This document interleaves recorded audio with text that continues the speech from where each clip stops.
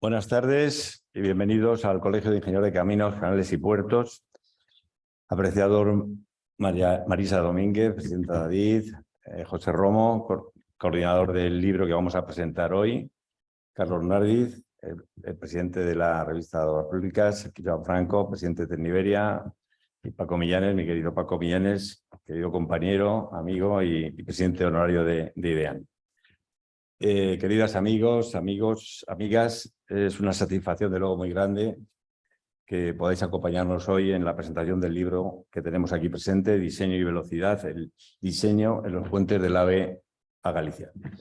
Permitidme que agradezca especialmente a nuestra querida presidenta Marisa Domínguez por su participación en esta presentación, en la que ha tenido que hacer encaje de bolillos para estar.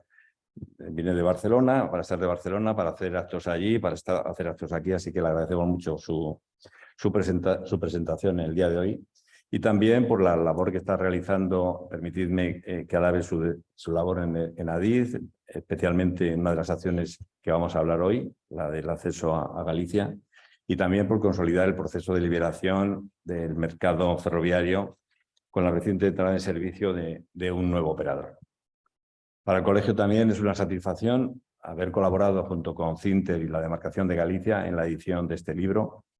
Además, también ha sido auspiciado por otras empresas a las que desde luego les agradecemos desde aquí todo el apoyo prestado. Esta publicación, además, han participado 30 profesionales, relevantes profesionales, que ha tenido el trabajo de coordinación José Romo. Así que es un libro, de luego, que condensa grandes experiencias de grandes compañeros. La colección de libros del Colegio de Ciencias y Humanidades e Ingeniería pues incorpora esta obra, que es una obra que entendemos que es ejemplar porque combina la calidad de los textos que realzan nuestra profesión con este prestigio que dan estos autores que los escriben.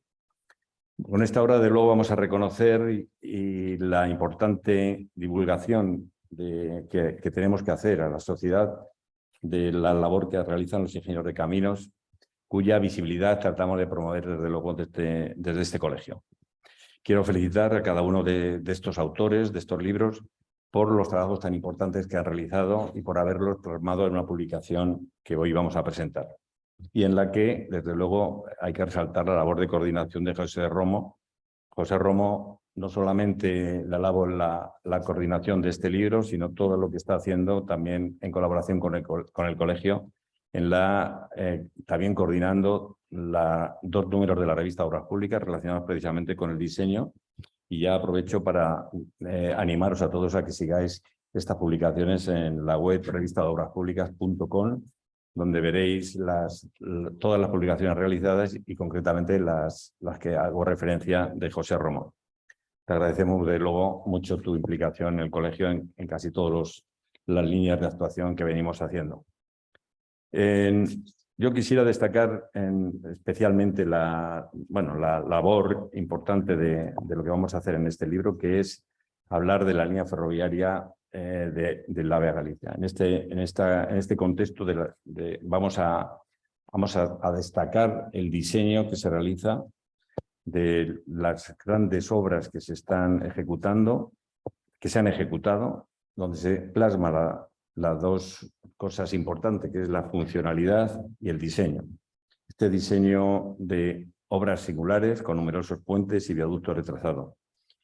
En el colegio pues estamos seguros de que este binomio entre funcionalidad y diseño de las obras públicas conforman un patrimonio interesante, propio y único, que queremos resaltar que se debe gracias a nuestra querida profesión.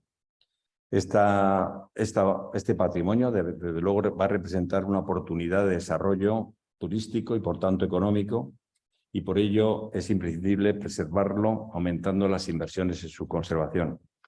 En este momento, pues quisiera comunicar a todos y os invito a que participéis, asistáis al Congreso Internacional del Patrimonio de la Obra Pública, que vamos a desarrollar en la última semana de septiembre del próximo año, del 26 al 29 de septiembre, en Toledo, en Castilla-La Mancha, en la demarcación de Castilla-La Mancha del colegio, y la sede va a ser en Toledo.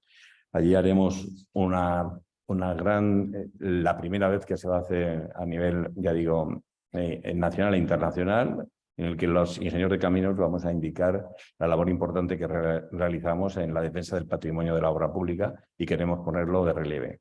Así que os animo a que asistáis, aunque ya podéis, a partir de esta semana, a partir de pasado mañana, mirar en la página, en la web Congreso de Patrimonio de la Obra Pública.es, donde veréis la referencia de todas estas actuaciones que vamos a realizar y os tendremos informados de todas las actuaciones que tenemos en marcha.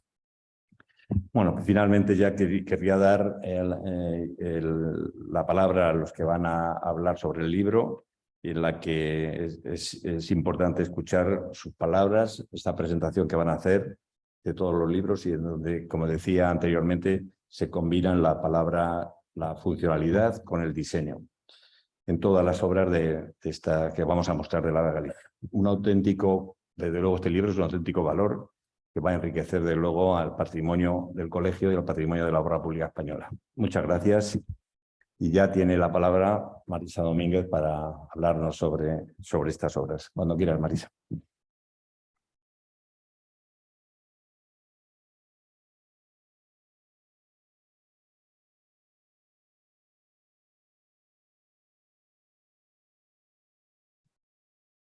¿Qué tal? Buenas tardes. Bueno, para mí es un placer participar en este acto porque sabéis los que me conocéis que me gusta participar en todos los temas relacionados con nuestro colegio profesional, con nuestra profesión. Entonces, Miguel Ángel, gracias por contar con nosotros. Es verdad que el objeto del libro pues, son los puentes de la línea de alta velocidad, con lo cual pues, parece oportuno, ¿no? que ADIF estemos presente aquí, ADIF Alta Velocidad. Pero bueno, en definitiva, gracias a todos. Coincido en las palabras que ha dicho Miguel Ángel, José, la verdad, Pepe, que coordinar este libro no está mal el trabajo de coordinar artículos de distintos autores y además, bueno, con el perfil tan técnico veo por aquí muchas caras conocidas de las personas que habéis participado en estos proyectos, en estas obras que son verdaderamente espectaculares. La verdad es que, por daros un mensaje de parte de ADIF y de ADIF Alta Velocidad, sentimos mucho orgullo por el resultado de la línea, ¿no? Desde el punto de vista práctico para los ciudadanos, porque bueno, estar a 2 horas y cuarto Madrid de la ciudad de Orense, pues supongo que es casi un sueño, ¿no? Hasta hace muy poquito tiempo, pero luego además porque ha sido un reto desde el punto de vista técnico. Has mencionado los túneles, es verdad que los túneles luego tienen una presencia menos protagonista para poderlos lucir, aunque son un trabajo también muy complicado. Y esta línea tiene también una parte con túneles de cierta longitud y complejidad, que además nos reportan a nosotros como explotadores de la línea, pues también una cierta complicación en todo lo que es el mantenimiento, temas de evacuación, etcétera. Pero qué duda cabe que el otro elemento muy singular y mucho más espectacular son los puentes. Yo creo que somos un país que podemos estar muy orgullosos de la ingeniería que hacemos y prueba de ello es cómo la estamos exportando por todo el mundo, ¿no? Pero bueno, aterrizando en el libro que nos trae aquí hoy, es un libro que recoge en sus páginas pues referencias absolutamente extraordinarias de esta solvencia técnica que estaba comentando, tanto de los proyectistas de esos 79 viaductos que sortean y conectan en alta velocidad los 465 kilómetros entre Madrid y Orense, a los que se suman además otros 38 puentes entre Orense y Santiago de Compostela, y los 32 ejecutados en el eje atlántico entre Vigo y A Coruña. Es decir, tenemos ahí una red en la conexión con la meseta y luego en la propia red interna de la Comunidad Autónoma de Galicia, que verdaderamente es espectacular. Es un territorio muy, muy complicado, tenemos otros territorios dentro de la península también complejos y también alguna línea de alta velocidad que se irá poniendo en servicio en fechas próximas, pues seguramente nos volverá a reunir aquí para hablar de sus viaductos y hablar también de sus túneles. Es un reconocimiento que además hago extensible a los equipos técnicos que con su capacidad de gestión y constructiva levantaron estas estructuras que sustentan las vías ferroviarias, convertidas ya en uno de los principales dinamizadores sociales y económicos de esta región de Galicia, pero también en conjunto del país. El tramo final de la línea de alta velocidad hacia Galicia, que se ha ejecutado en esta última década, comparte corredor con la línea convencional y su construcción afrontó el desafío de complementar una infraestructura ferroviaria muy singular con viaductos, por tanto, no menos singulares. Son en su mayoría estructuras que combinan a partes iguales la rigidez, la robustez de los viaductos de la alta velocidad con la necesaria esbeltez. Trazados con curvas de radio más grande y pendientes longitudinales muy bajas, que conducen a un gran número de túneles y viaductos, como decía, de gran longitud, discurriendo por un territorio orográficamente muy complejo como es el de la Comunidad Autónoma de Galicia. Son soluciones constructivas en algunos casos tradicionales, acompañadas de otras muy novedosas, que contribuyen también a mejorar las condiciones de inspección y de mantenimiento. No podemos olvidar que el reto no es hacer la línea en sí misma, sino que luego la tenemos que explotar, y hablamos siempre de que nos tiene que durar al menos 100 años, ¿no? Siempre hablamos de esos 100 años de vida útil, aunque sabemos que las líneas convencionales, muchas de ellas llevan mucho tiempo más. De hecho, el año próximo celebraremos los 175 años del ferrocarril en España, ¿no? Como digo, son proyectos constructivos que desde un primer momento han considerado además aspectos tan importantes como la integración ambiental, paisajística, los valores naturales, protegiendo así el patrimonio cultural. Hemos cuidado de la flora, la fauna durante la ejecución y se ha atendido también al fundamento por el que se hacen los puentes en un principio, como son los sistemas hidrológicos y la calidad de las aguas. El libro pone el acento en puentes tan especiales y esto ya es un problema porque seguro que dejo de mencionar alguno y todos ellos serían dignos de mención. Pero bueno, resaltando algunos que destaca el libro, el de Ricoballo, entre Zamora y el límite con Galicia, que salva el cauce del río Esla, o el puente sobre el río Tera. El arco de Luya, con la luz del arco ajustada a requisitos ambientales, y también un diseño que ya en la lejanía muestra una gran esbeltez. Y proyectos como Rego das Lamas, el río Verdugo, el viaducto de Luya en el eje atlántico, obra de Paco Millanes, y la ampliación del puente de Orense sobre el río Miño en la línea convencional. Esto también es importante porque, como decimos, las infraestructuras duran mucho tiempo, pero hay que adaptarlas a las nuevas necesidades, ¿no? Y un puente, un viaducto hecho sobre el río Miño hace ya mucho tiempo, pues ahora hemos procedido a su ampliación para que pueda dar cabida en el futuro inmediato a 2 vías. Pero sus páginas, si lo van a apreciar con su lectura, trascienden muchas más cosas. El libro habla sobre todo del trabajo colectivo del que surgen las mejores ideas y los mejores resultados, de dedicación y también de imaginación, de la convivencia de estructuras singulares sobre orografías no menos particulares, del concepto de la alta velocidad como símbolo del progreso y la modernidad de los territorios que conectan, de la necesaria experimentación para recorrer caminos de los que surgen las soluciones más óptimas.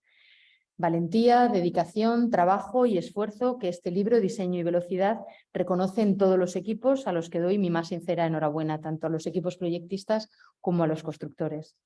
Equipos que imaginando y diseñando y construyendo puentes estáis, porque como digo, muchos de vosotros estáis aquí, contribuyendo al progreso de Galicia a alta velocidad. Muchas gracias.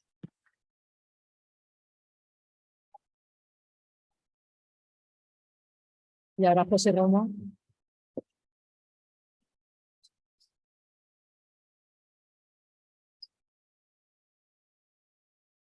Bueno, muchas gracias. Primero, dar las gracias al colegio por la oportunidad de presentar el libro y la colaboración desde el comienzo, tanto a al Colegio Nacional como a la Demarcación de Galicia, que también ha apoyado, y a DIF por el apoyo para realizar el libro. Tengo una presentación que creo que pueden ver ya, sí. Y quería comenzar un poco del porqué del libro. Bueno, pues el porqué del libro parece evidente, ¿no? El AVE llegaba a Galicia hace un año prácticamente y bueno, pues nos ha costado un poco escribirlo porque, bueno, como ha comentado la presidenta DIF, pues ha habido muchos autores, bueno, siempre hace falta, digamos, un buen material gráfico para estas cosas, recopilar información, darle coherencia, etcétera.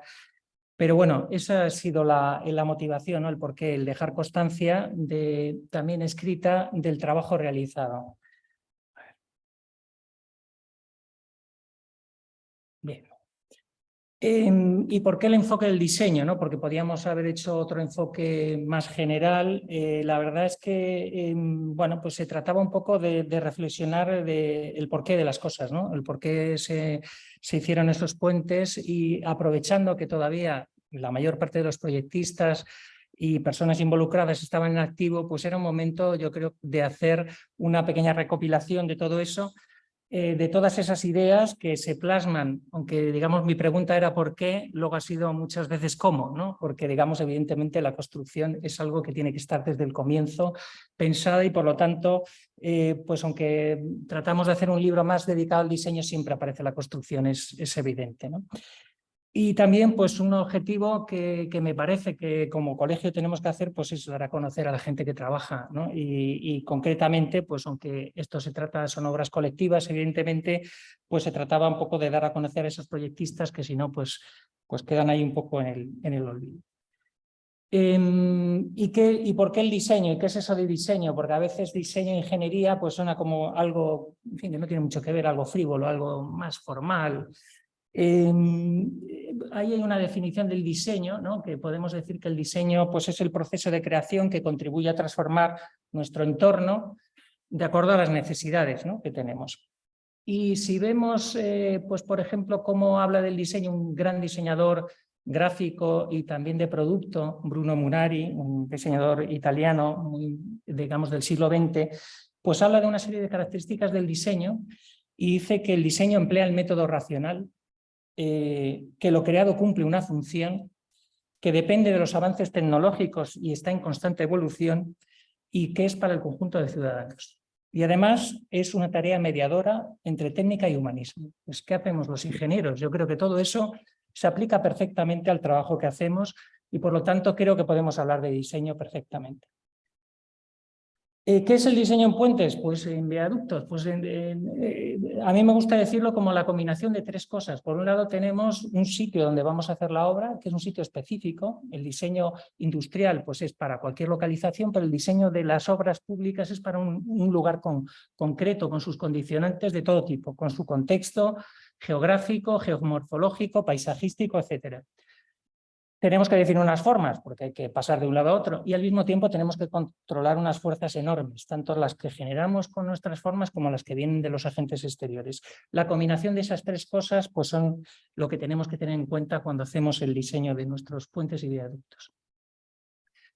El contenido del libro, pasando un poco a por qué el diseño y ahora a su contenido. Bueno, pues el contenido tenemos una presentación del presidente del colegio, un prólogo de la presidenta David, y luego tenemos una introducción general que tiene tres partes. Yo he escrito algo sobre el diseño de los puentes del AVE, en general el diseño y cuál es el diseño específico de los puentes de Galicia, alguna reflexión.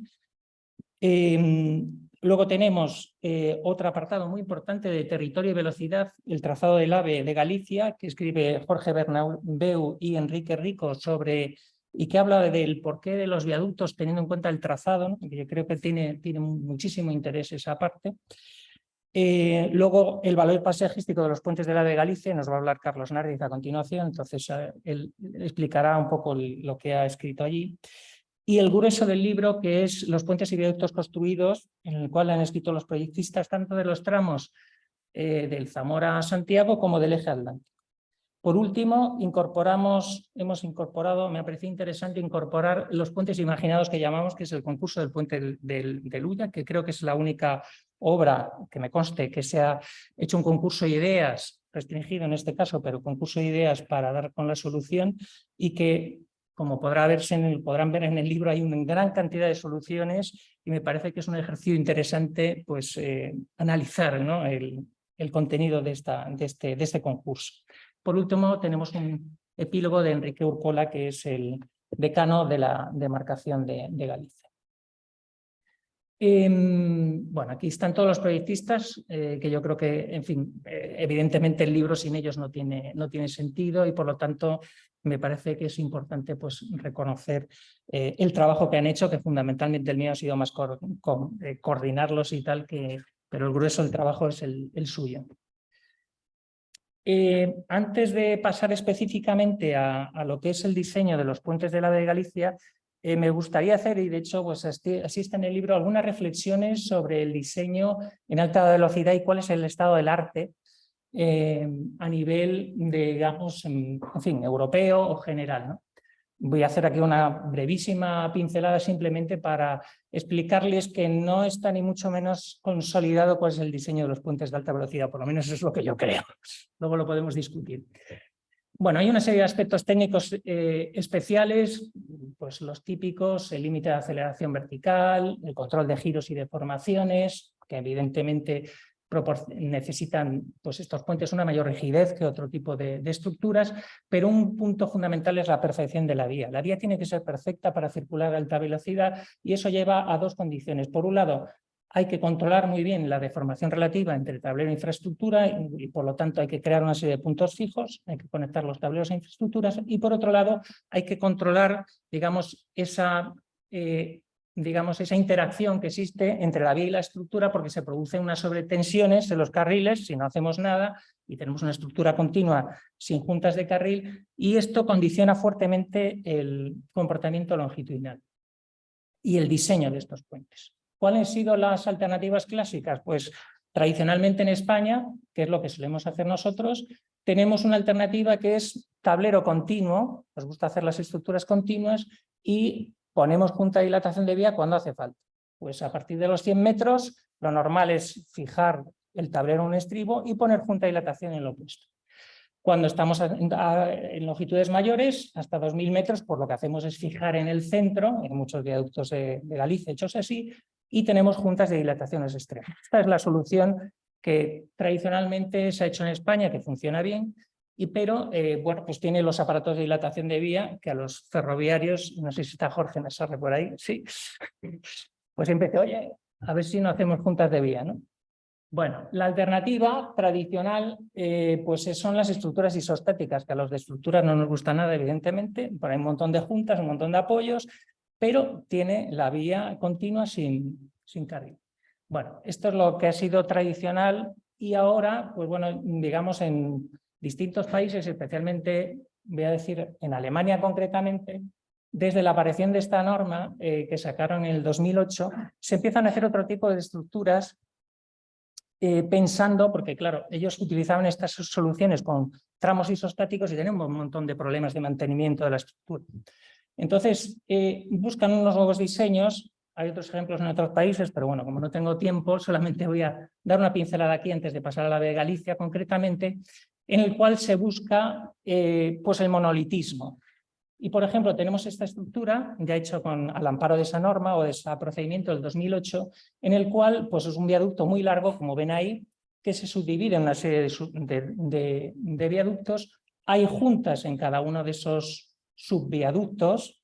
Esto está, digamos, una solución con vía en placa, por lo tanto no llegamos a las longitudes que tenemos normalmente en España, pero fíjense que lo que ocurre es que hay un punto fijo en cada uno de los lados y las pilas son muy esbeltas y están conectadas al tablero, es decir, es una unión monolítica entre pila y tablero, de forma que no hay aparatos de apoyo de estructura. En este caso hay aparatos de vía, pero no de estructura. Esta otra estructura, que todavía es más especial, si podemos decir, que es un viaducto bajo, en el cual aquí no hay junta de vía. La estructura se divide en una serie de tramos, en este caso son 112 metros, porque tienen vía en placa. Las pilas están monolíticamente conectadas con el tablero y el tablero presenta una junta de dilatación de tablero pues cada 112 metros, pero la vía es continua. Aquí tampoco hay aparatos de apoyo, es decir, hay un mantenimiento mínimo de estructura y no hay mantenimiento de vía, en teoría no hay juntas de dilatación. Bueno, estas son tendencias que hay por ahí que vamos a ver porque en Francia se están haciendo otras cosas, o sea, hay todavía una discusión entre cuál es la solución óptima. Por un lado, la gente de estructura nos gusta tener más las estructuras continuas y los ferroviarios tienen otro. Solamente con esto quería decir que, por ejemplo, ese viaducto que acabamos de ver hace un minuto, pues realmente casi no se entiende, ¿no? Alguien que no sepa qué es lo que hay detrás de eso, pues esas pilas tan raras, dice, esto ha pasado por aquí un arquitecto y ha hecho algo. No, tiene su justificación, ¿no? Pero pasemos a nuestro AVE. Bueno, esta figura que está tomada de la contribución de Jorge Bernabeu, que no sé si está por aquí, pues ahí tenemos las estructuras que hemos recogido en el libro, que evidentemente no son todas, pero bueno, son las que hemos considerado como más singulares. Voy a hacer algunos comentarios sobre algunas de ellas y concluyo. Tenemos básicamente dos grandes situaciones de proyecto a efectos estructurales. Por un lado tenemos cruces de valles bajos o altos, sin ningún obstáculo nítido. Esto es una cuestión bastante frecuente en Galicia, no hay un río importante, simplemente es un valle que hay que cruzar. O tenemos cruces sobre ríos o embalses que requieren un vano principal, ¿no? que esos son lo que hemos llamado en el libro estructuras especiales.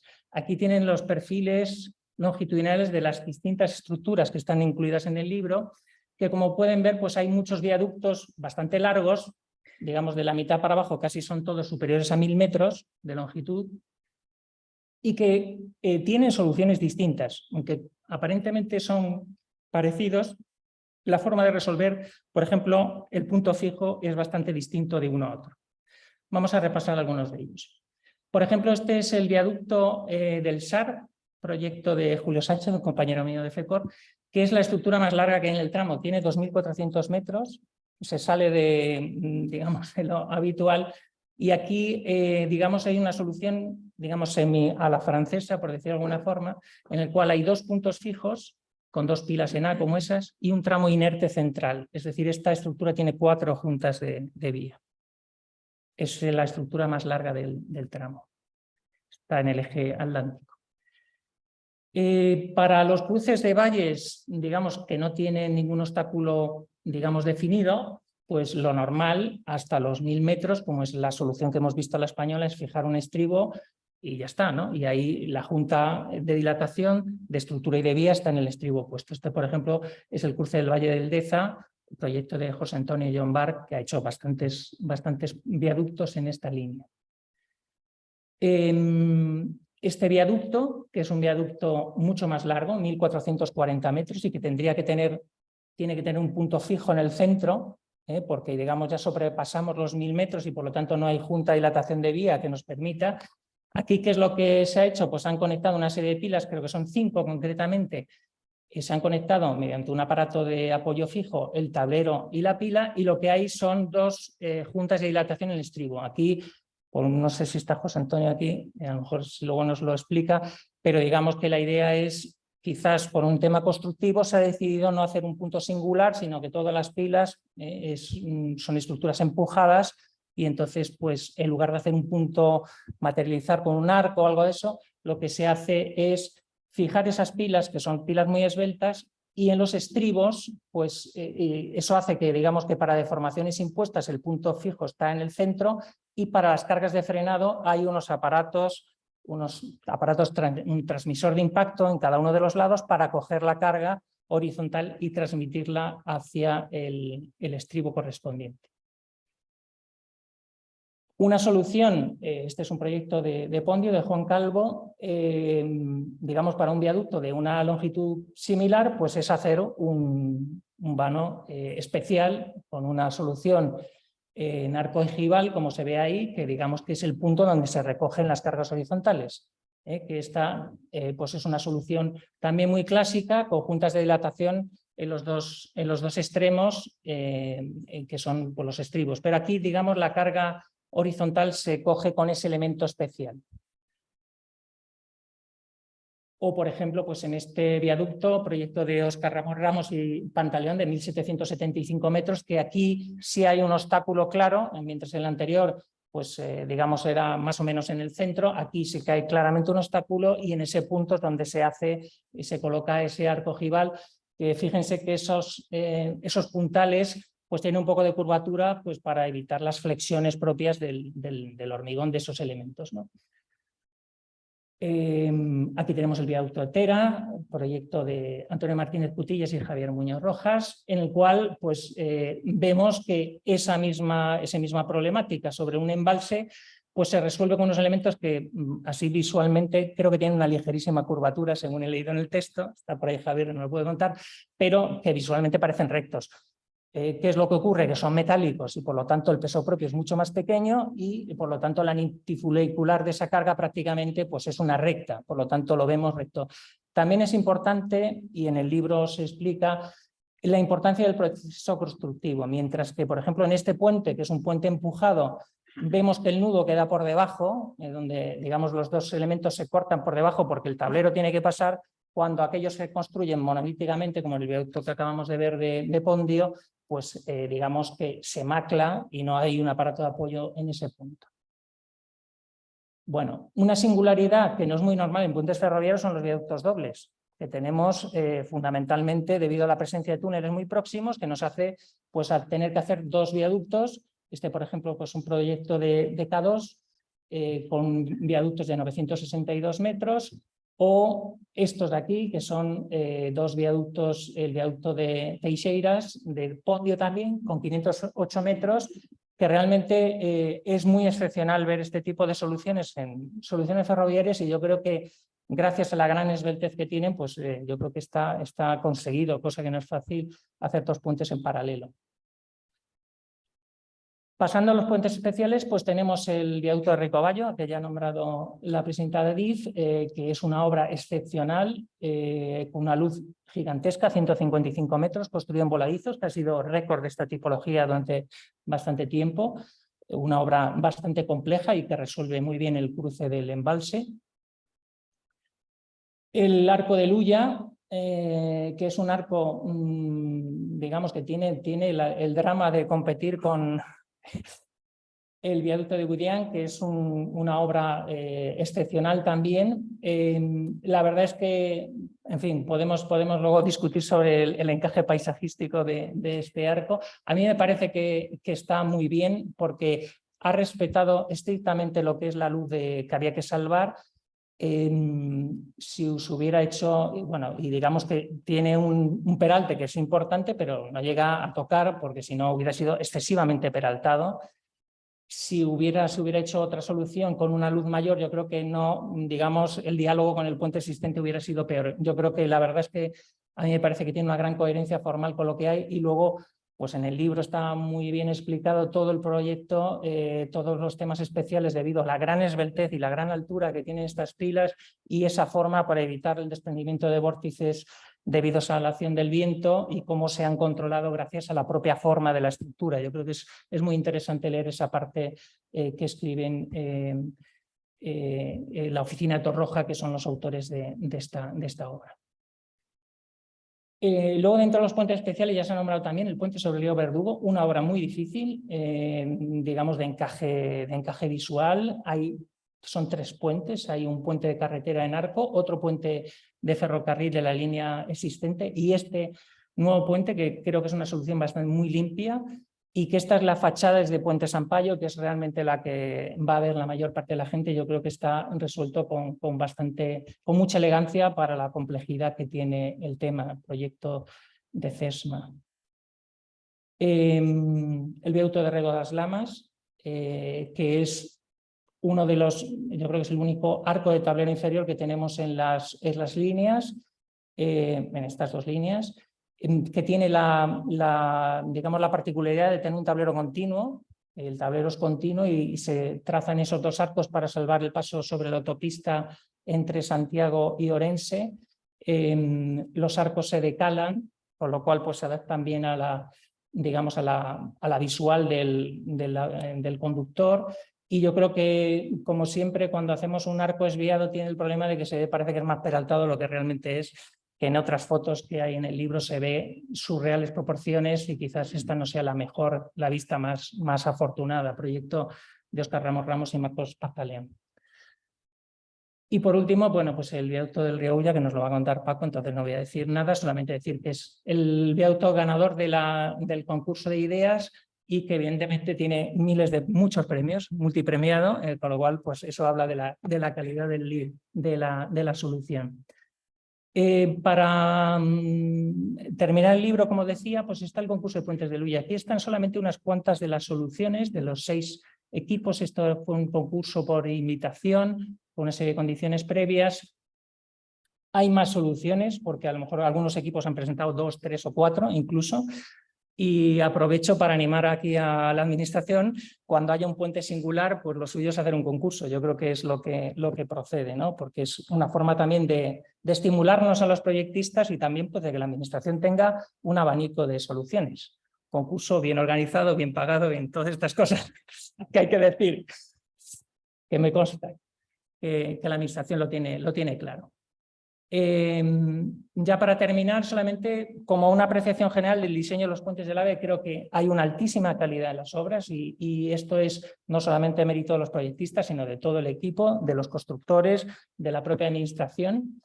En los viaductos podemos ver que hemos aplicado sistemáticamente soluciones técnicas que hemos hecho previamente en España, pero afinándolas y adaptándolas a las condiciones específicas de la línea. Para mí todos los diseños son muy ortodoxos, simples, en el buen sentido de la palabra, estrictos en lo resistente, sin concesiones al formalismo y que tiene un excelente encaje en el territorio. Hay que decir que Galicia también se deja tratar bien, y es muy generosa con lo que construimos en ella.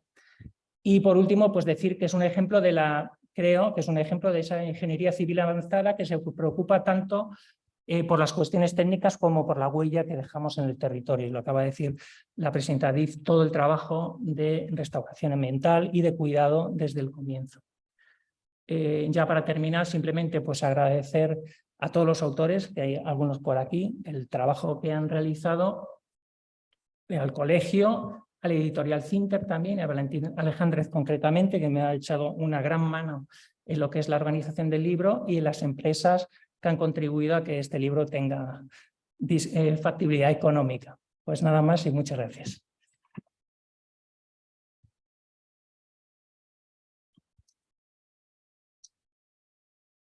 Bueno, tiene la palabra ahora Carlos Nardiz, que nos va a hablar del valor paisajístico de estos puentes. No sé si hay una presentación. Sí, a ver si la pone. Bueno, yo estaba presente cuando José Romo le propuso a Miguel Ángel de hacer el libro, que fue precisamente en esta sala, y tú, Miguel Ángel, dijiste inmediatamente que sí, la publicación. Por tanto, bueno, es un libro que es el resultado en donde el grueso fundamentalmente es la intervención de los autores. Es decir, lo que ha hecho José Romo, un capítulo amplio desde el punto de vista tipológico, Jorge Bernabeu y Enrique Rico y a mí, que me ha quedado una variante, digamos, residual en los condicionantes paisajísticos, pues es complementarlo fundamentalmente. Por tanto, el grueso del libro es la intervención de los autores y la reivindicación de la autoría que hay detrás de las obras de ingeniería. Es decir, la ingeniería no es anónima, trabaja mucha gente, pero a mí me parece que el reivindicar en publicaciones lo que es la autoría, me parece que es una labor importante. Por tanto, te felicito en este sentido, José Romo, por haber apostado por esto.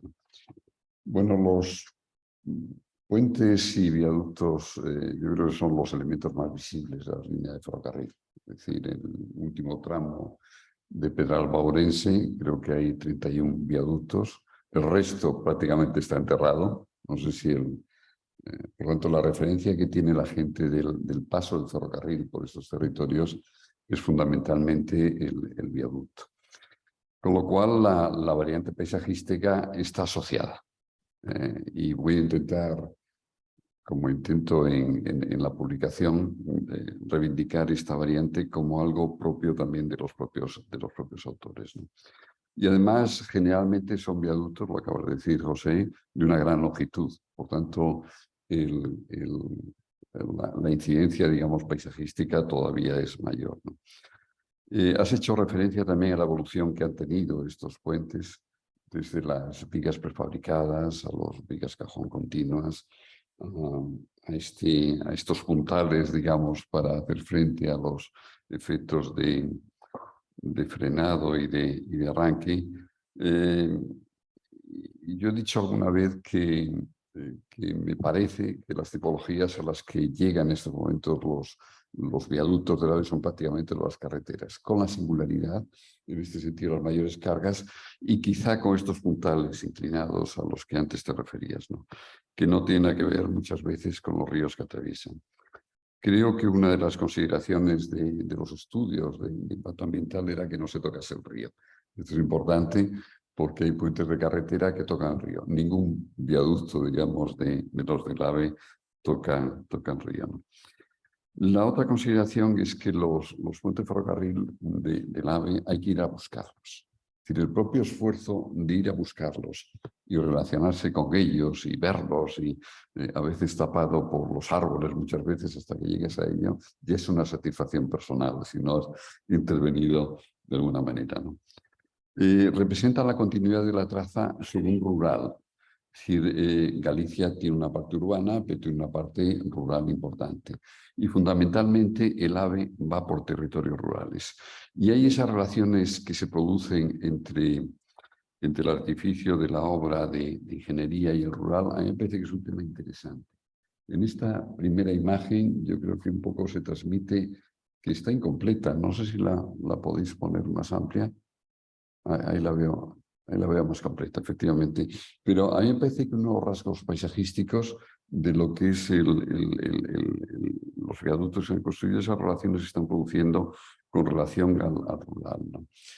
Las obras de ingeniería, sean los puentes, sean las presas, sean los puertos, adquieren, digamos, un valor paisajístico especial en relación al emplazamiento. Digamos que la ingeniería tiene una relación bionívoca, de alguna manera, con el territorio. Es decir, cuando la ingeniería se adapta, se integra perfectamente al emplazamiento en el que se localiza, se produce un refuerzo, digamos, de la obra de ingeniería.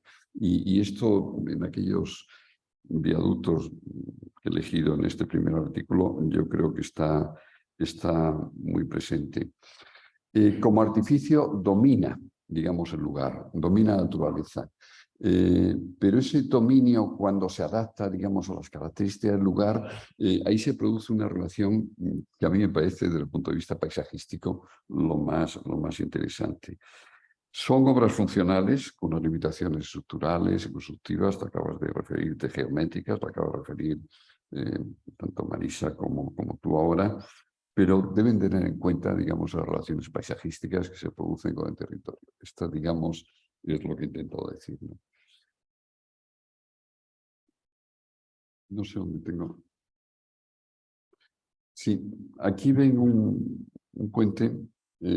Por tanto, el buscar unas características muy estrictas, tanto en el tablero como en las pilas, yo creo que es una obligación en este sentido del proyectista, ¿no? Y esta relación que tiene con los paisajes rurales, a veces complejos, que están detrás de la construcción del territorio de Galicia, me parece que es uno de los temas interesantes. Hay varios puentes en este sentido, y cuando el valle es pequeño, tú acabas de poner, José Romo, en este sentido, un paso de un puente es un valle pequeño, pues eso se está produciendo claramente, ¿no? Cuando el valle es más amplio, sin la necesidad de un río, aquí el río es un pequeño arroyo, que es el arroyo de Arins. El viaducto Doiso representa esa voluntad de independizarse del terreno, por esas características geométricas que tiene, ¿no? Son soluciones ya contrastadas por la práctica, sobre todo después de los nuevos ferrocarriles alemanes, ¿no? Este es un viaducto que tiene tramos de unos 50 metros aproximadamente y tiene esa solución tipológica con estos puntales inclinados, en este caso para unos 80 metros, ¿no?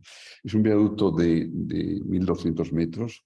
Posiblemente son los primeros viaductos que se construyeron en Galicia. Por lo tanto, la gente tenía una primera relación con el debate que hubo en su momento sobre cuándo se terminaba.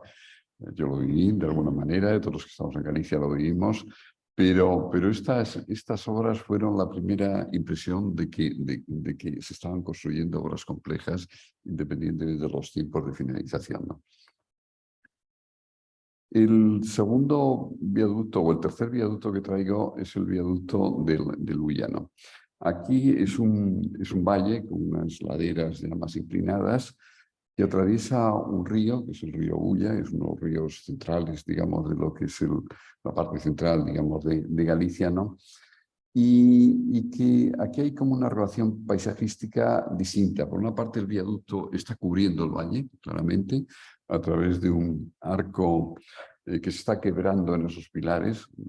Nosotros en Galicia, yo era decano en ese momento, le dimos el premio de San Telmo. Yo tenía dudas respecto a esos quiebros y esos pilares que se relacionan con el tablero, ¿no?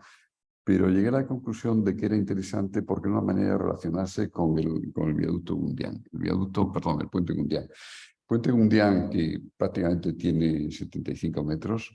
Yo no estoy tan seguro, José Romo, que resista la mirada cercana. Es un puente que proyectó, construyó Ricardo Barredo. Ricardo Barredo un poco reivindicando su figura, es la figura del constructor que está prácticamente detrás de todas las obras de Torroja desde los años 20. En Galicia lo hicimos en este sentido un acto, ¿no? Pero esos estribos, los vanos de acceso en los años 50 me ofrecen dudas. Sin embargo, para los gallegos era la referencia paisajística de lo que era un puente. Es decir, cuando pasaban por la carretera de Santiago a Orense y veían hacia arriba ese viaducto, se dan cuenta de que también, digamos, esos puentes tienen esa carga paisajística, ¿no? Frente a los 80 metros que está, digamos, el puente Gundián, desde los tramos, digamos, de Cuarcita, de las márgenes, este viaducto son 100 o 107 metros. Y a mí me interesa mucho el espacio intermedio que se ha creado entre los dos viaductos. Ahí se ha construido un mirador. Yo creo que tú has hecho referencia a la administración, pero que la administración termine las obras más allá de la obra construida y intervenga sobre el entorno, cree miradores, tanto en viaducto de ferrocarril como en carreteras, a mí me parece que es una labor también, que es una exigencia de la propia administración. Aquí se ha colocado un mirador en donde se ve el viaducto, tanto el nuevo puente como el puente anterior del puente mundial, ¿no? El viaducto de Órrego a los Lamas es el único que hay con esta tipología, aunque hicisteis algunos, por ejemplo, en Cataluña, ¿no? Con una tipología o string, con un tablero continuo, lo acabas de decir, con contraste entre el verde del tablero y lo que es el gris, digamos, del hormigón. Y estas obras que atraviesan carreteras son tremendamente visibles. Es decir, no se puede hacer cualquier cosa. Me interesaron mucho en el mundo de la ingeniería los pasos elevados sobre las carreteras. Tengo miles de fotografías de pasos elevados, tanto aquí como en Europa, porque son obras muy visibles. Y entonces la solución paisajística derivada del cruce transversal de una carretera no se puede hacer cualquier cosa. Es decir, no puede ser una solución en donde lo constructivo mande sobre lo paisajístico, digamos, sobre, evidentemente, lo constructivo y lo estructural es muy importante, ¿no? Y yo creo que aquí se ha acertado, es un puente oblicuo de unos 80 metros con los vanos correspondientes de acceso. Finalmente traigo 3 viaductos, dos de la línea de Pedralba-Orense, que parecieron, yo este viaducto no lo conocía, pero me pareció que está sobre el río Arnoya, como cuando vas desde hacia Baños de Molgas te encuentras con esto, digamos, con este rasante del tablero continuo. Está formado por 2 tramos, un tramo de unos 800 metros y otro de 212 metros, pero el tramo este continuo de cómo la rasante se superpone sobre el territorio en la serra de San Mamés, por donde va en este momento lo que se llama el Camino de la Plata, que es un camino en Santiago, por donde iba el ferrocarril tradicional, con una independencia más por supuesto, el ferrocarril tradicional del terreno, ¿no? Me parece que esta visibilidad del ferrocarril a través de esta rasante continua es uno de los rasgos, digamos, de estos viaductos de la ley. El puente tiene esa longitud, el tramo sobre la Arnoya creo que tiene unos 110 metros, con estos puntales, con esa tipología a la que antes se refería José Ramón.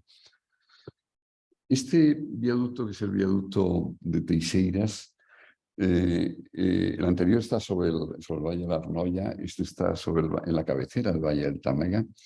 Yo sé que habéis tenido unas preocupaciones ambientales y paisajísticas importantes, ¿no? No es un viaducto tan largo, prácticamente tiene 500 pico metros, pero para los habitantes de Laza se ha convertido en la imagen del paso del ferrocarril después de tantos túneles, ¿no? Entonces, como una obra pública de ingeniería se convierte en la imagen de la ingeniería, a mí me parece que es importante, ¿no? Los tramos intermedios tienen unos, creo que son 66 metros, ¿no? En donde se produce ese resalto en esa intersección con las pilas, ¿no? Que le están dando un carácter dinámico a este viaducto doble, que parece muy interesante. Llegas aquí a través de atravesar una carretera, viendo árboles continuamente y de repente te aparece este viaducto. Entonces, la prensa lo ha recogido como imagen del ferrocarril. Los ciudadanos lo tienen también como imagen del último tramo que habéis inaugurado, ¿no? Y a mí me parece que es correcto en ese sentido y que es una obra singular también después de esa relación que existe entre los túneles y los viaductos, ¿no? Y el último es este viaducto de Luya, ¿no? Yo lo he visto construir con los problemas, digamos, que dio la cimentación. Paco, tú nos hablarás de esto. Sobre el estuario de Luya, de esta celosía, doble celosía mixta, ¿no? Más unos vanos, digamos, de las vías en los accesos, ¿no? En donde aquí conseguiste la mayor luz del mundo en ese momento. La verdad que tiene una tipología parecida a un puente, que es el puente de Nautas, sobre el Main, en Alemania, ¿no? Pero yo creo que aquí hay detalles en este viaducto que son muy interesantes. Cómo quebráis esas pilas centrales a través de las pantallas, cómo rematáis esas pilas centrales a través de ese paralelepípedo, ¿no? Que está avanzando de alguna manera el tablero. Y en un artículo que escribí en La Voz de Galicia yo decía que era una especie de puerta. Es decir, aquí conseguiste una especie de puerta sobre Luya, ¿no? Pero además un elemento simbólico de esa conexión norte-sur. Galicia tiene dos grandes ciudades, Vigo y A Coruña, que son las dos áreas metropolitanas, y cómo conseguisteis de alguna manera representar esa base simbólica de lo que es la conexión norte-sur de Galicia, ¿no? Bueno, en este esfuerzo que hice en esos condicionantes, a mí me parece evidente, ¿no? Reivindico como José Romo la necesidad de los concursos. En el primer número que coordinaste de la revista Obras Públicas, hacías un diálogo en este sentido entre distintos proyectistas. Por lo tanto, no es un caso tuyo o mío, ¿no? Me parece que es importante los concursos. Y el que en este libro se refleje las distintas soluciones muy diferentes del concurso, me parece que es un valor también del libro. Nada, muchas gracias.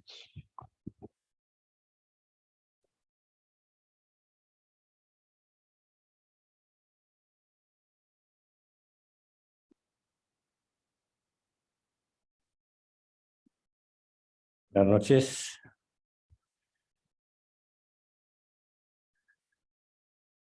La presentación me parece, ¿no? Me la pasaste, ¿no? Bueno, primero agradecer a Pepe la ocasión de participar en esta presentación en nombre de muchos otros proyectistas que has puesto la foto y estamos casi todos, ¿no?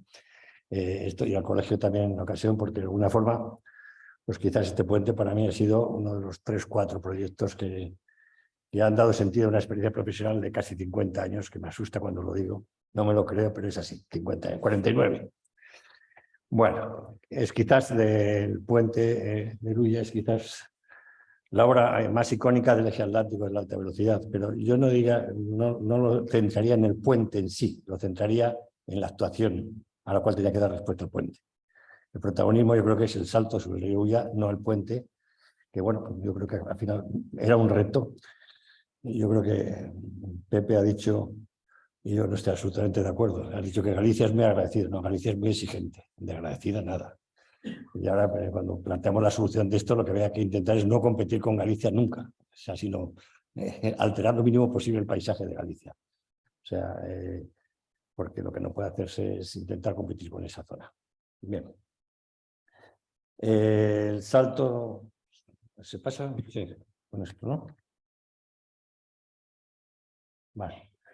El salto sobre el río Ulla está ahí indicado en planta, que la saqué de Google, justo aguas abajo del puente que está justo por allí, que es un puente de Fernández Constructor, puente de moletos sucesivos, muy tradicional, pero que tiene el punto fundamental de que está justo al lado de las torres de Catoiro y la ruina de Catoiro.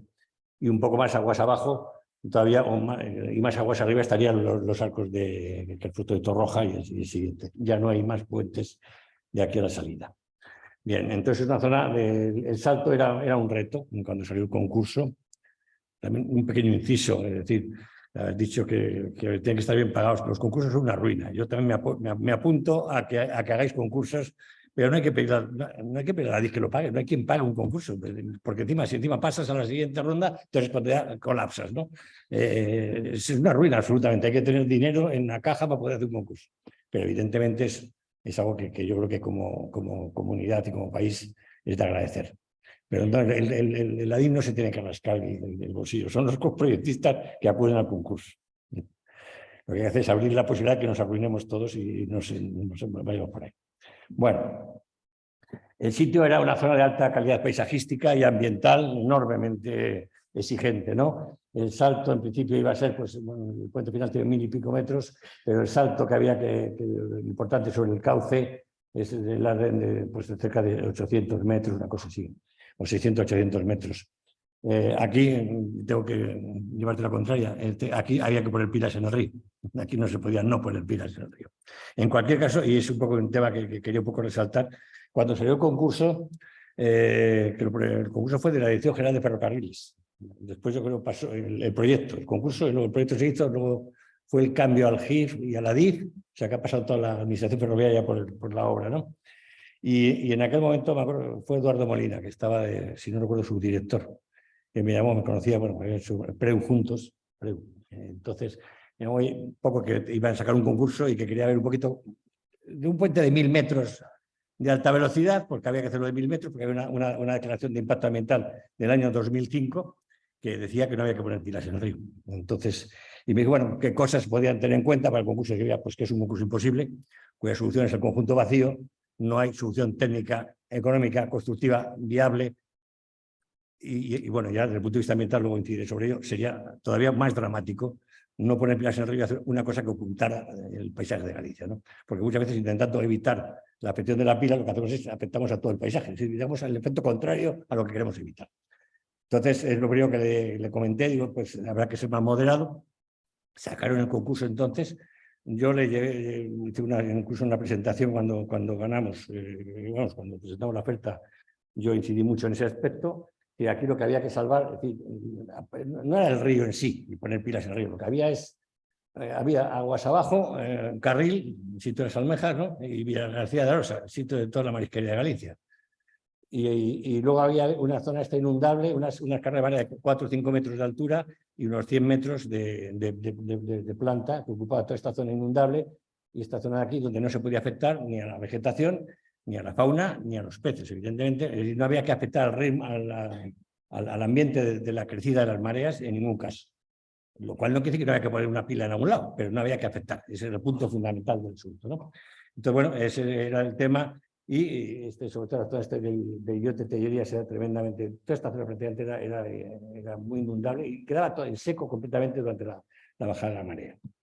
Bueno, entonces lo primero que, bueno, y luego el sitio, claro, ambientalmente era lo que era, como he dicho, no solamente por el tema marisquero, sino el tema del impacto ambiental, pero luego está el paisajístico.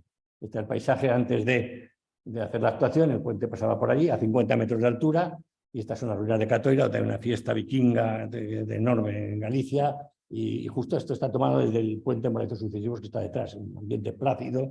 Yo me pasé una semana allí durante la fase del concurso viendo con el que me hizo fotomontaje las zonas, viendo los colores, y realmente es una placidez absoluta y completa, ¿no? O sea, era un reto enorme el que darle solución a esto. Pero lo primero que intenté era situar, y lo intenté antes del concurso con la Dirección General, y vamos a ver de qué estamos hablando, porque claro, me he apuntado a 1000 metros, y no es que estemos a 1000, es que estamos a 1/10 de 1000. Entonces, y le doy un poquito a las tipologías que PPA las ha puesto. Este fue el puente de Arroyo de las Piedras que habíamos hecho, el primer puente mixto en alta velocidad en España, pilas de 90 metros de altura, 63 metros y medio de luz, récord del mundo de esa tipología en la época. Es el medio metro, porque había un puente francés de 63 metros, y dije, bueno, vamos a no improvisar, hagamos el puente francés que funciona, pongamos la doble acción mixta, que es una tecnología española que mejora la francesa, o da más rigidez, y metamos medio metro más para quitarles el récord a los franceses, lógicamente, ¿no? Por el mismo precio y sin ningún riesgo, ¿no? O sea, estaba cantado. Este era el puente, pero era 63 metros y medio, récord del mundo de alta velocidad en puentes mixtos. Bueno, como antes lo ha citado, no quería meterme en temas técnicos, este tenía el problema, porque el problema del diseño de alta velocidad, también tengo que un poco matizar lo que ha dicho, no es igual que el de carretera. Las tipologías son las mismas, pero la única diferencia es que hay la velocidad es vez y media, o sea, 60%, canto vez y medio, eso es lo que es. Pero es que el diseño, y Pepe me imagino que me da la razón, el diseño no es un diseño de carretera, es un diseño donde lo fundamental es el punto fijo. Es decir, tienes que mantener una libre dilatación, una libertad de dilatación para la junta limitada a 1000 metros, bueno, los franceses a 400, y tienes unas condiciones de vibraciones importantes y tienes que recoger un esfuerzo de frenado importante. Luego es el diseño del punto fijo. El punto fijo es el que marca la diferencia. Las tipologías se tienen que adaptar al punto fijo. Y eso lo ha marcado Pepe perfectamente en todo lo que ha marcado. Estamos limitados a no pasar de 1000 metros. Y claro, cuando pasamos de 1000 metros ponemos un punto fijo en medio y llegamos a 2000, pero no llegamos a más de 2000, o ponemos como los alemanes 4 zonas con unas pilas enormes, ¿no? Este aquí, este es lo menos que, bueno, aquí está el tío John Barr, con lo cual la solución que planteaste es la misma que tenemos aquí, ¿no? Me acuerdo. Esto tenía, no me acuerdo, 1370, más o menos la misma longitud, pilas de 90 metros, 93 metros de altura, zona sísmica, y por lo tanto tuvimos muchas vibraciones con Jorge Nassar, yo me acuerdo de este puente, ¿no? Todo el tema de la vibración a torsión y toda aquella historia. Pero era una zona con una mala, un tema sísmico y mala condición de ladera, y 1300 metros. Entonces no podíamos poner un punto fijo porque superábamos los 1000 metros o no, 900 máximo de la línea, y no podíamos poner una pila de esta de nube, el puntal este que ha mostrado Pepe, que bueno, yo también, es decir, yo lo he presentado fuera en muchos sitios, cuando he presentado Puente Luya, otros puentes españoles, y la solución de puntal, que aquí nos parece evidente, que has planteado 7, bueno, o sea, no se le había ocurrido a ninguno fuera de los Pirineos, ¿eh? O sea, a nadie se le había ocurrido esa solución, que es enormemente eficaz, y sobre todo para el sistema de cimbres autoportantes, que permite duplicar la luz manteniendo un punto fijo, ¿no? Aquí no se trataba con 100 metros de altura de hacer una solución en nube. Entonces, la solución que planteamos, que es un poco la misma que del puente de José Antonio, creo, me ha parecido entender, 3 pilas o 4, no me acuerdo si fueron 3 o 4 fijas, donde vinculábamos, porque no hay problema, porque era muy flexible. Pero entonces, claro, esto pone el punto fijo aquí y se dilata la mitad para cada lado, con lo cual entraba el asunto. Pero en cambio, cuando frena, eso se va. Entonces pusimos unos transmisores de impacto, esos transmiten en los extremos, como un cinturón de coche, ¿verdad? Con lo cual, tenemos punto fijo aquí frente a acciones de tipo lento, porque marcaban la dilatación, y punto fijo en los estribos frente a acciones de tipo rápido, porque como el cinturón de seguridad.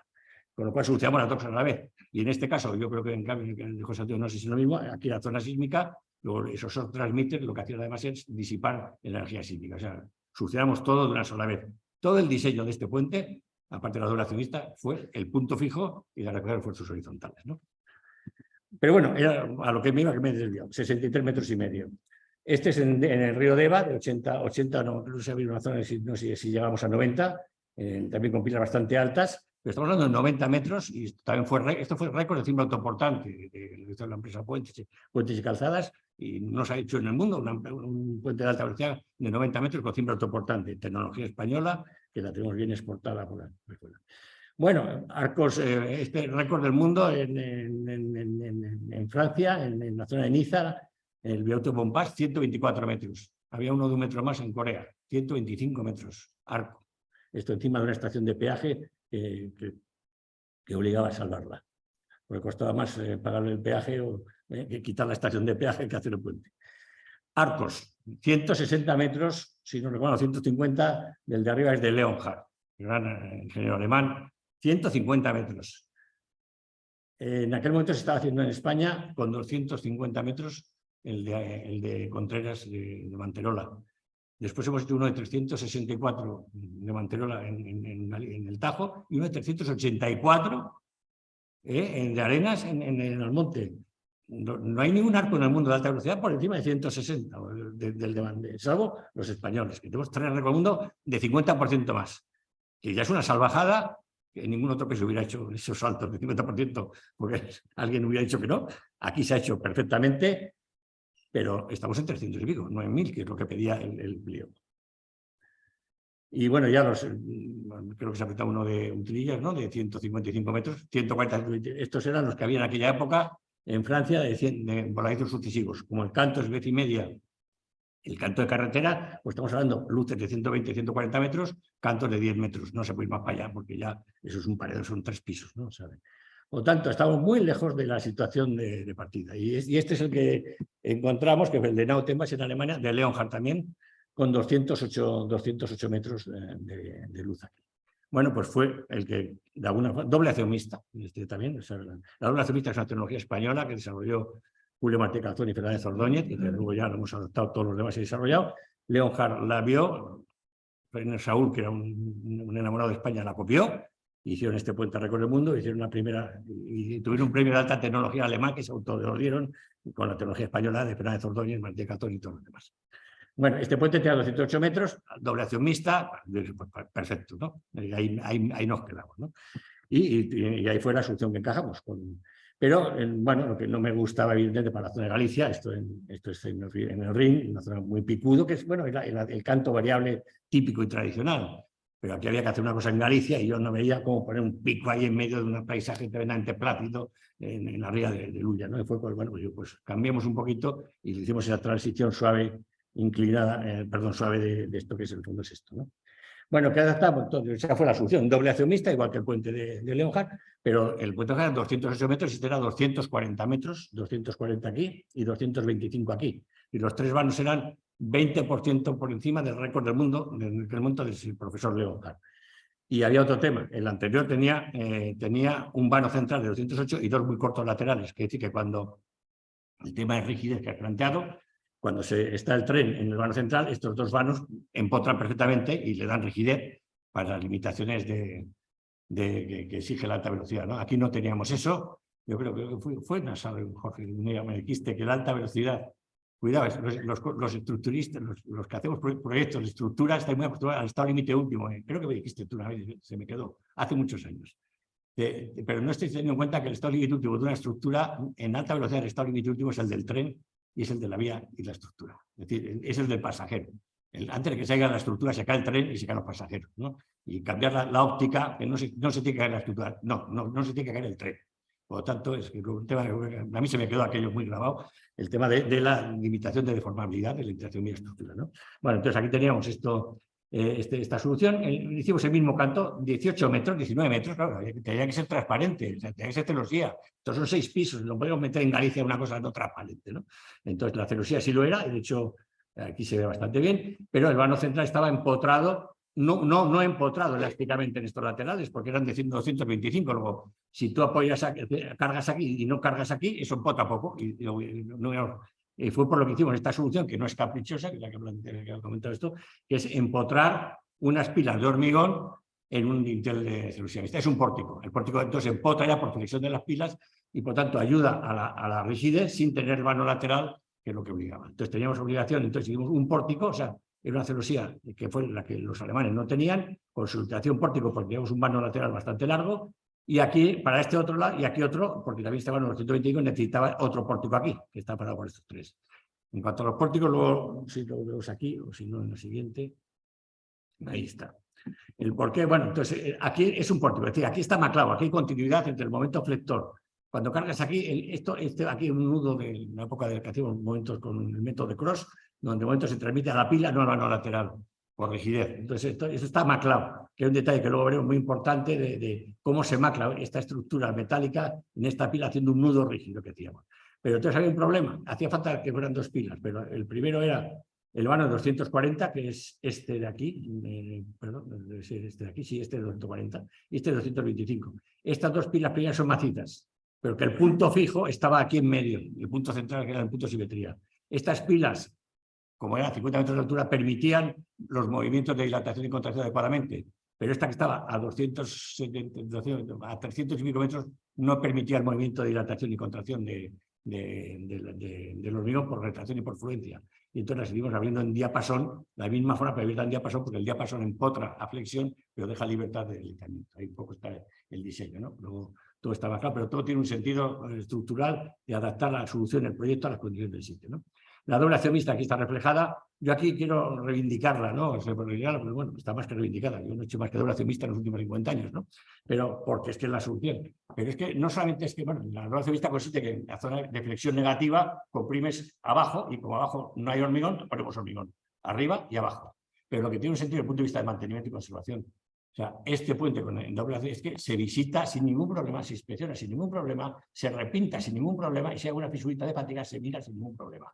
El tema del mantenimiento no es que esté bien o mal las cosas, si lo estamos viendo en casos que ha habido de accidentes o incidentes, hay que facilitar el acceso a la inspección rutinaria, a los que no son especialistas. Y el acceso, esto permite ir por aquí tranquilamente, subiendo y bajando desde el estribo. Yo creo que es fundamental, ajeno a que además estructuralmente sea muy bonito y la doble acción mixta es un montón negativo de estas historias. Pero es que es fundamental. O sea, la facilidad de inspeccionar, mover y cambiar es que es enorme, ¿no? Bueno, ya esto únicamente algunos aspectos de tipo cualitativo. Fue muy importante. Entonces, bueno, con eso conseguimos convencer en este momento, creo, a la Dirección de Ferrocarriles de que no se podía aplicar esa declaración de impacto ambiental de 1000 metros y se dejó abierto el tema en el concurso a minimizar, evidentemente, el número de la fricción sobre el número de pilas en el cauce, minimizar, no eliminar, a valorar las medidas precautorias que pudieran evitar cualquier tipo de alteración en el cauce, que fue fundamental, que por eso lo decía antes de esto, y hacer un ejercicio de transparencia e integración ambiental. Eran un poco las 4 o 5 condiciones fundamentales, ¿no?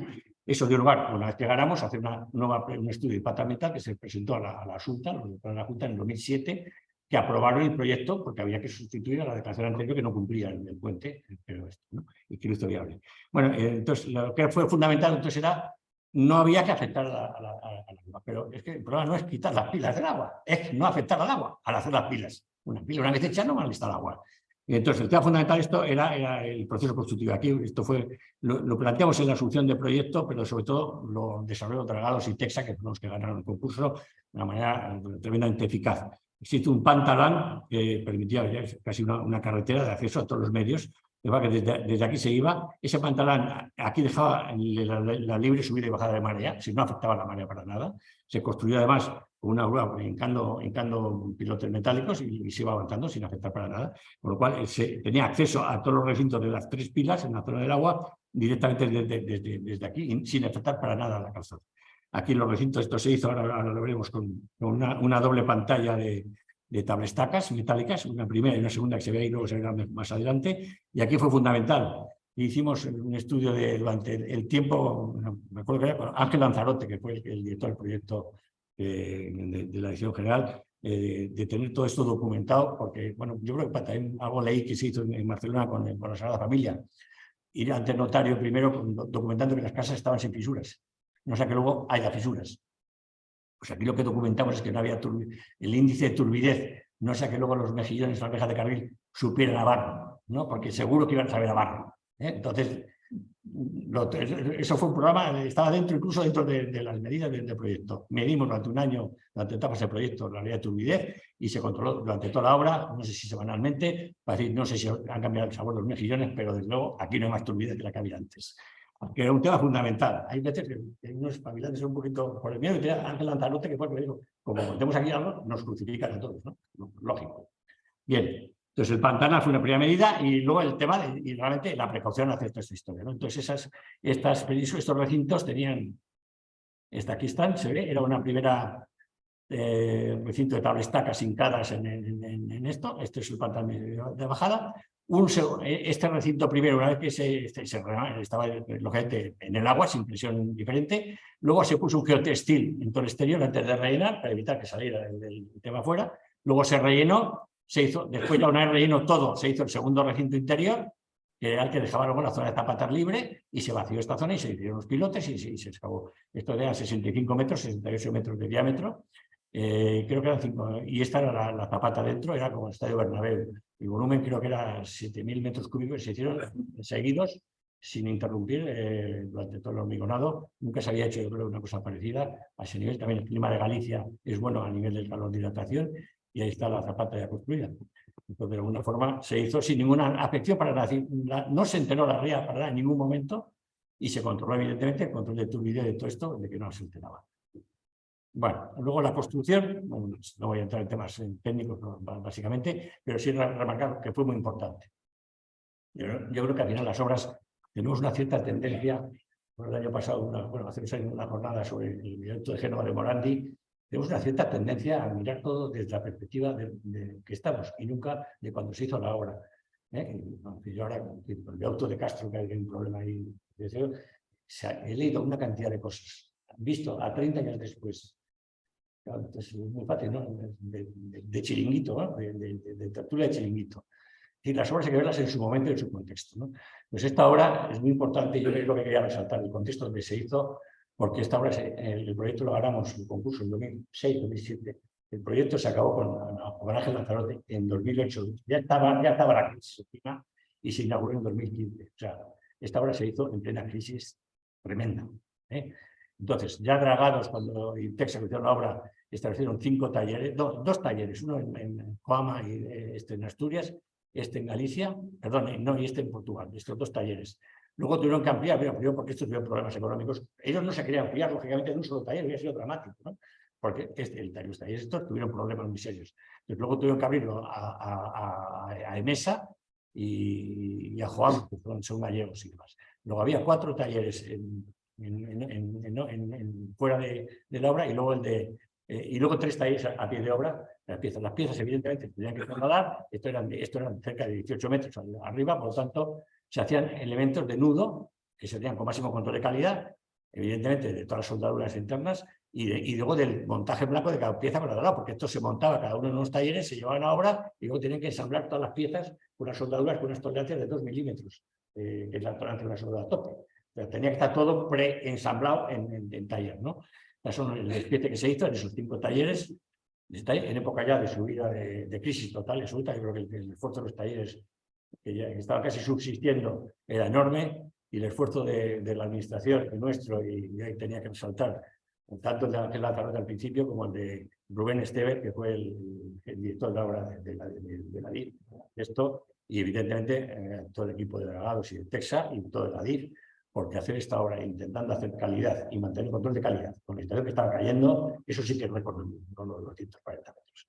Hacerlo como se ha hecho esto, y no había, bueno, por situarlo también, no me quiero alargar, había habido el accidente en Contreras, el incidente en Contreras, en la tubería de Valencia, de una rotura, una celosía mixta, a los 15 años de ejecutada, que se había roto había una rotura por fatiga de uno de sus elementos, justo cuando estaba haciendo esto. O sea, en aquel momento podría haber sido una crisis total del asunto, ¿no? Porque aquí estamos hablando de trenes, además. La fatiga en carretera no se hablaba apenas. Esto era tren. Bueno, pues sirvió, yo creo que fue un ejemplo por parte de todo el mundo. Un poquito de calma, más confianza en los técnicos y todo el mundo haga esto y aprender de todo el mundo. Y hicimos el control de calidad perfecto de esto, porque ya había habido una broma, luego había que hacerlo. Ahora, eso hay que pagarlo. No tuvo que pagar nadie, lo tuvo que pagar los constructores. Y yo no tengo más que agradecer a todo el mundo el que nadie intentara jugar, porque hubiera sido un drama, ¿no? O sea, pues se ha hecho con un control absoluto a la alemana, digamos, ¿no? En cuanto a las tolerancias. Bueno, el montaje ya no me entró mucho sobre ello. Se hicieron 3 tipos de montaje. Este era el montaje en la zona de Catoira, en la zona de Catoira, porque aquí atravesaba una carretera. Aquí está uno de los talleres de obra, que había 3, uno en la Catoira. Aquí se atravesaban 2 carreteras comarcales y una línea de tren. Entonces no se podía transportar el tema, porque claro, son piezas de 8 metros de canto o de 10 metros de canto, entonces, o de 9 metros de canto. Entonces se hizo en un lateral y empujándolo. O sea, las piezas se construían aquí, se construían en Asturias y en Galicia. Se llevaban aquí, se preensamblaban aquí, se montaban luego debajo de esto y se empujaban, salvando la carretera de esto sin pasar por sin afectarla. Ese fue el tramo de Catoira. El tramo de Villarino, que era al lado contrario, que ahí no había más que una sola carretera, se salvaba por aquí. Esto se hizo con otra, aquí está el otro taller, se hizo abajo, se preensambló, se ensambló abajo y se hizo polizado, no por empuje, porque ahí se podía, en otros sitios no era posible porque había carreteras. Hubo que hacer 3 procesos constructivos diferentes, al máximo nivel todos, y yo creo que el esfuerzo de todo el mundo implicado, pues yo no tengo más que agradecerlo porque realmente fue un milagro poder hacer esto. Esta es la pieza que he hecho únicamente a efectos de verlo, de qué estamos hablando. Este fue el montaje. Esta pieza está en la parte verde la que se ve. La parte esta que está sin, no se ve porque es la que está sin pintar, porque la que está dentro del hormigón es la que transmite el esfuerzo en la macla. Si lo que va por la parte metálica se transmite luego al hormigón a través de esta pieza que estaba metida dentro y conectada, ¿no? Esta pieza pesaba, creo, 170 toneladas. Había que subirlas para arriba. Esto lo hizo USL, si no recuerdo mal. No USL, sí, USL. Porque Lastra hizo el montaje del voladizo. Se pusieron abajo y luego se hizo un proceso de ripado junto con giro desde abajo y luego izado. Aquí yo creo que era la ministra, creo que iba justo al día siguiente, fue un día espantoso de clima y de tiempo, y había que llevarlo arriba a la llegada y se llegó. No sé cómo, pero se llegó. Lo subiendo las dos piezas de arriba y ahí están instaladas ya arriba.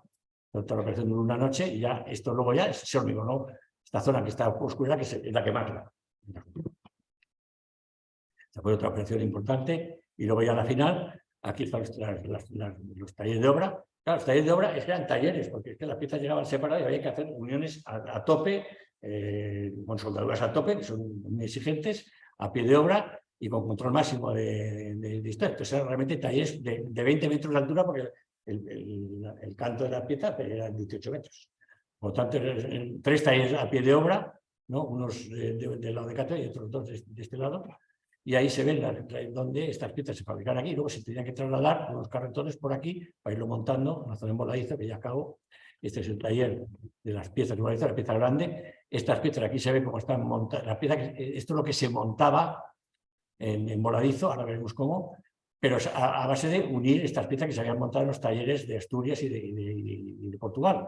Tenían que venir las 4 caras perfectamente porque la tolerancia era 0, para poder soldar perfectamente el asunto, ¿no? Pero luego estas 4, vamos a ver, esta cara y estas 2 caras son 2 y 2, 4 y 2, 6, por 4, 24 caras de 1 metro de esto, con una tolerancia de aluminio que tenía que coincidir arriba, porque arriba estaba ya montado la anterior. O sea, el control geométrico de este asunto y de esto fue tremendo para garantizar, si la soldadura, lo que había pasado en Contra es que no se había ajustado bien la soldadura y había roto por fatiga porque estaba mal ejecutada, no mal ejecutada, no correctamente ejecutada porque era difícil conseguir esto. Aquí habíamos aprendido, pero claro, luego hay que hacerlo y los talleres y la constructora no hay más que agradecer el esfuerzo, porque coincidir con esto, con algo que ya está montado arriba, no es evidente, mucho menos, porque sobre todo las tolerancias son las que son. Si no cumple, ¿qué hacemos? Decimos, desmóntelo y tiran los de la DIC que esta pieza no vale, que hay que discutir. Es un problema, ¿no? Las cosas hay que hacerlas bien para no tener que discutir. Si se hacen bien, no se discute luego de ello. Esta es la pieza trasladada en cartón, se llegaba desde por aquí abajo. Esta zona en el proyecto la hacíamos por flotación, luego con la carrera de marea dijimos que mejor no flotar, sino que se montaba, se subía por ahí y con un cartón se llevaba al fondo y aquí se unían estas 6 caras con estas 6 caras de aquí. Se miraban las tolerancias, antes de soldar se tenía que aprobar todo, o sea, porque no hay que soldar y luego mirar la soldadura, hay que no empezar a soldar hasta que se ve que está todo correcto, es cambiar el proceso, ¿no? Entonces, una vez que se veía que todo estaba cumpliendo las tolerancias, se empezaba la soldadura y nunca tenía problemas una vez que estaba aprobado. Y bueno, este es el puente ya a punto de terminar, el asunto, y el puente ya terminado. Y nada más, muchas gracias por la atención.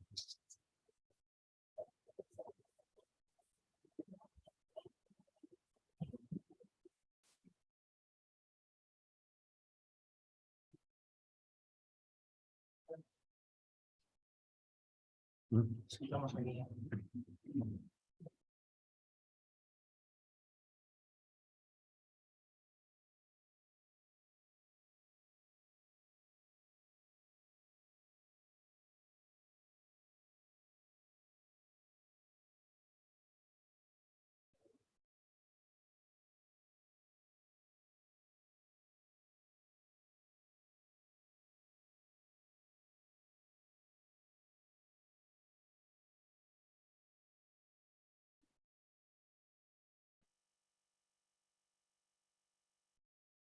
Sí.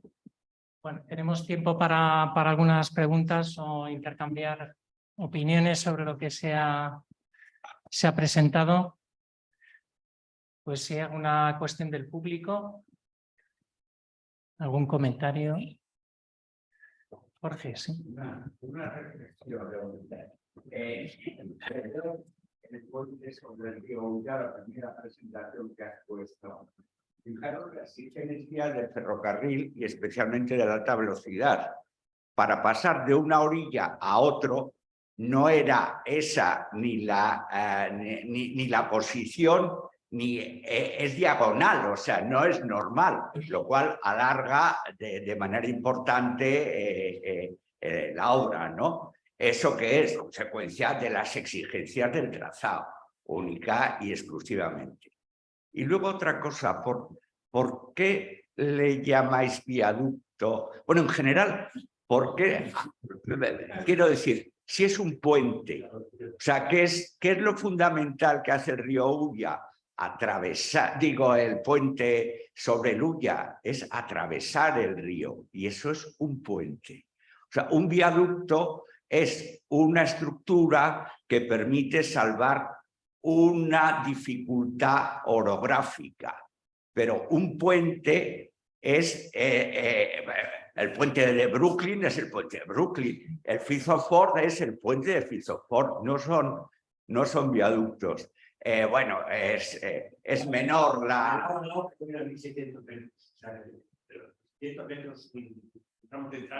Todavía había unos viaductos de acceso con vanos de 120 metros, que eran 6 o 7, por eso el viaducto es un obstáculo no orográfico, sino hidráulico. Yo creo que es por pura extrapolación de que haya río o no haya río. En el fondo es muy parecido a un viaducto de... Pero bueno, en francés se llama viaduc también, o sea, como dicen. Claro. No, parece que son las dimensiones de alguna manera, ¿no? Pero cuando hablamos de Brooklyn o del puente de Golden Gate, pues no se ajusta de alguna manera, ¿no? Pero yo siempre he tenido dudas de esa diferenciación entre puente y viaducto. Por eso que aquí se habla indistintamente, yo creo, de puentes y viaductos, ¿no? No lo sé.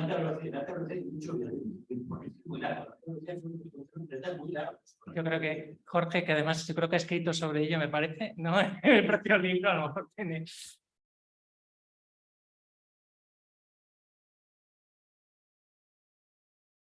Hombre, podemos utilizarlos indistintamente, pero yo creo que fundamentalmente puente es cuando lo que manda es la estructura sobre el trazado. Y en el viaducto manda el trazado sobre la estructura. Los viaductos empiezan a aparecer pues, cuando las exigencias de trazado son fuertes y empiezan a aparecer con el ferrocarril en el siglo XIX, por ejemplo, en los que ya el trazado no está condicionado por el puente, que es el primero que se sitúa, y normalmente pues, los puentes se situaban en sitios donde había unas buenas condiciones en la brecha, habría una buena cimentación, y eso exigía pues, al trazado que se situara sobre el puente, ¿no? Cuando es más exigente el trazado, el viaducto es el que resuelve, o sea, el trazado marca la posición y el viaducto es el que se sitúa por debajo. Y fundamentalmente, pues casi todos los puentes de alta velocidad son viaductos porque es el trazado el que manda. Tanto es así que a veces el trazado es el que define el puente, tanto en longitud como en altura y muchas veces en tipología, ¿no? Y ya aprovecho que tengo el micro para felicitaros por vuestra exposición, por la iniciativa del libro, que es fantástico, y por la excelente colección de puentes, estructuras y viaductos que hay en la línea de Galicia, y la importancia además de hablar de ellos y de ponerlos en valor y de estar contentos, satisfechos, orgullosos y de contarlos, ¿no? y de explicarlos. Así que muchas felicidades.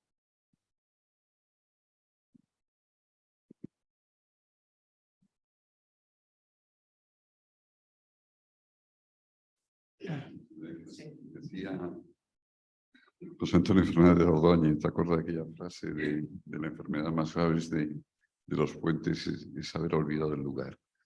Y esto ocurre fundamentalmente, como has dicho, con los trazados del ferrocarril, luego va a ocurrir también con las autopistas y las autovías, ¿no?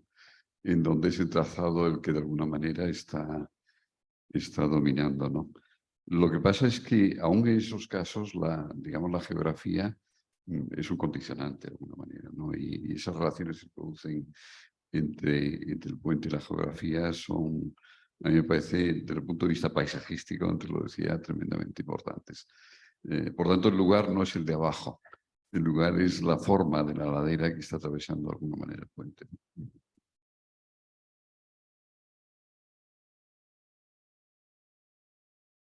O sea, ¿alguna cuestión? Sala. Yo recomendaría que Bueno, yo creo que sí, o sea, evidentemente el libro yo creo que es en fin, lo que hemos tratado es efectivamente dejar una constancia escrita de lo que se ha hecho, que es un trabajo enorme y que merecía la pena dejar esa constancia escrita y animarles a todos a comprarlo. Creo que lo van a disfrutar. Sí. Si me permitís un segundito, aunque el libro claramente es de la línea de alta velocidad de Galicia, pero cuando habéis hecho las presentaciones habéis hablado, al decir cómo habíais buscado soluciones para el viaducto de Luya, han salido otros puentes, otros viaductos. Simplemente hacer un comentario.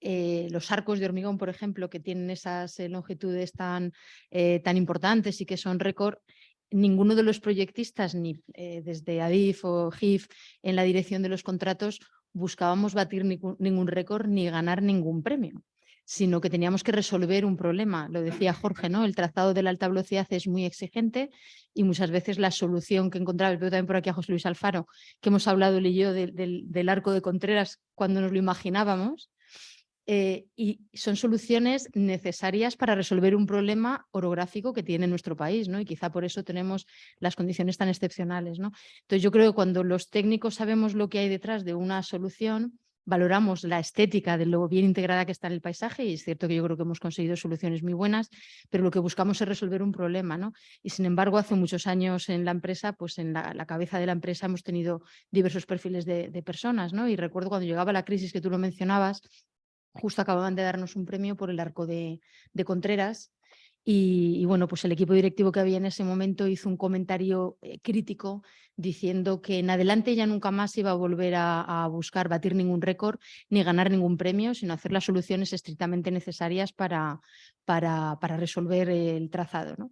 Entonces, claro, los técnicos en la empresa pues levantamos la mano y dijimos, a ver, nunca hemos buscado batir ningún récord, pero si tenemos que cruzar un embalse, no podemos poner pilas en el cauce, la longitud es la que es y esto es lo que sale. Y luego tenemos las prescripciones ambientales, que no se puede mojar el plinto, el agua, que no nos van a vaciar el embalse en la fase constructiva, etcétera, etcétera, ¿no? Pero bueno, esto es importante porque claro, vamos pasando por distintas etapas en la historia de nuestro país, hemos vivido crisis, desgraciadamente ahora vienen como con demasiada frecuencia las crisis, se acercan unas a otras, ¿no? Y yo creo que es importante que los técnicos reivindiquemos que aunque después vengan premios, aunque después vengan reconocimientos, aunque después valoren y podamos exportar nuestra ingeniería por el mundo, no es lo que buscamos. Lo que buscamos siempre es resolver problemas y la alta velocidad es muy estricta, tiene un trazado muy riguroso, por eso tienen los túneles que tienen. Por eso para atravesar Guadarrama, pues la carretera, la autopista, lo hace con túneles de 3 kilómetros y la alta velocidad lo hace con un túnel de 28. Pues porque el trazado es muy riguroso, tanto en planta como en alzado. Entonces, yo creo que todavía tiene mucho más valor el que no buscamos batir récord, no buscamos salir en los libros, pero tenemos que resolver problemas técnicos muy importantes y creo que tenemos el conocimiento en nuestro país para una ingeniería de mucho valor, para no solamente resolver el problema, sino además de hacerlo de una forma elegante y de una forma perfectamente integrada en el paisaje. Y luego además que sean mantenibles, yo aquí ya tengo que ponerme claramente el gorro de ADIF, para nosotros es fundamental que puedan ser fácilmente inspeccionables, mantenibles y que los problemas que puedan surgir los detectemos lo antes posible.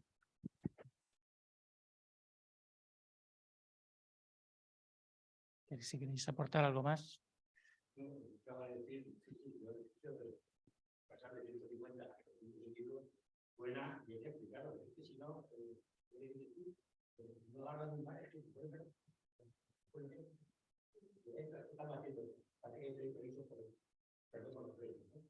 Con el tema del viaducto, estamos en época de crisis.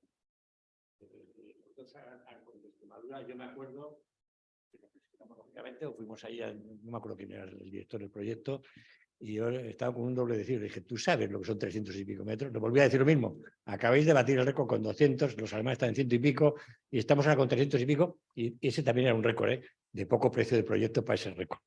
O sea, era el récord de proyecto más barato para récord del mundo, el cociente era infumable, pero bueno, fuera ese tema. Y sé que todo aquello me dijeron, sí, nos lo han dicho todo el mundo que ha llegado aquí, los que íbamos a apretar. Pero, yo me consta que se estudió, ya en esto, pero seguro que tú lo conoces mejor.